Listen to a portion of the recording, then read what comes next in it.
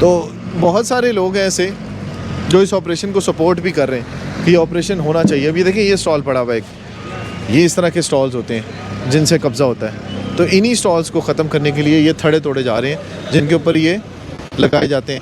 अब एक और शिकायत भी है ताजरों को यहाँ पे कि अक्सर जगहों के ऊपर जो स्टॉल बनाए गए हैं, इस तरह के थड़े बनाए गए हैं, इनमें जो स्टॉल्स रखे जाते हैं इनका बाकायदा किराया लिया जाता है और इनके किराए भी बहुत ज़्यादा होते हैं। पर डे के हिसाब से भी किराए लिए जाते हैं और उसके साथ साथ यहाँ पर महीने के हिसाब से जो है वो इन लोगों से किराए लिए जाते हैं। तो यहाँ से अब ये ऑपरेशन हुआ है, आप देख रहे होंगे दाएं और बाएं दोनों तरफ पार्किंग को क्लियर करने के लिए ये ऑपरेशन किया गया है ताकि जो गाड़ियाँ हैं वो आसानी से खड़ी हो सकें।